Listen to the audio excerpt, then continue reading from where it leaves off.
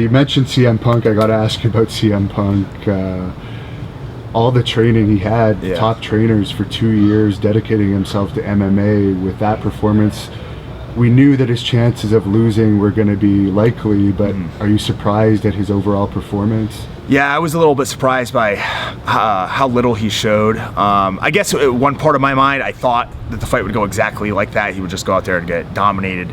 But like, you know, you mentioned that he had been training with Duke Rufus. He'd been training with some of the Gracie brothers, and he had been doing that before he was even, you know, brought into the UFC. So I think there was an idea that he was already better than what people imagined. And I got a lot of people asking me questions when they were showing the countdown shows, and they would show him training, and he was doing okay, and he'd beat some guys on the show, but then people were asking me if they thought that was a work, and they just brought guys in to lose for him.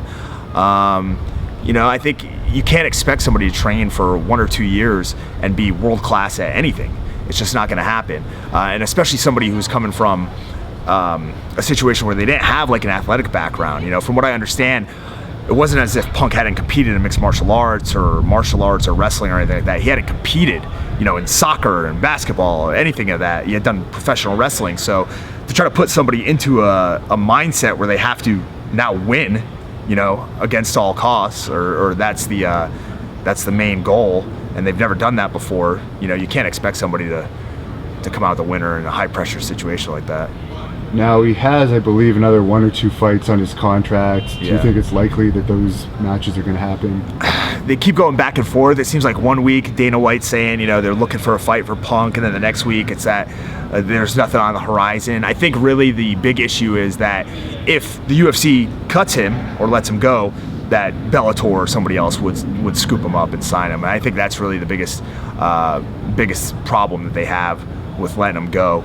I think he's doing some reality show or something right now as well, and he's representing the UFC on it. So I don't know if they're going to push him in that avenue or what.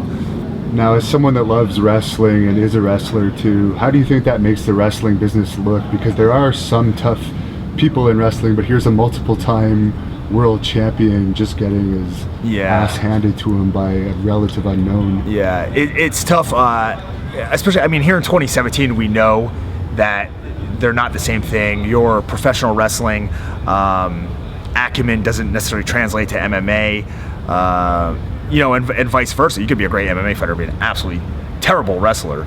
We've seen that happen as well. So they're not correlated, you know, directly in any sense. But, you know, it does. I think it makes the UFC look bad, or I'm sorry, not the UFC, but it makes wrestling look bad in a way, because he was a champion over multiple promotions. He was really well known to a lot of people, and then to come in and lose like that, you know, I guess it looks bad, but I don't know that there was a huge backlash. I think the fact that he was out of wrestling for a few years kind of helped with that as well. You know, he had been not forgotten, but out of the limelight. So.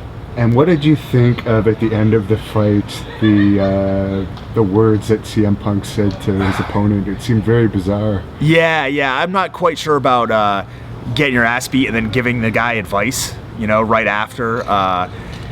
It seems like a way to almost put yourself over, I guess, get yourself over in the eyes of the fans. Like, you know, you're the bigger star, but he was passing the torch to him. But it really wasn't his time or place, you know, to do that. It's not a professional wrestling contest, you know. I don't know.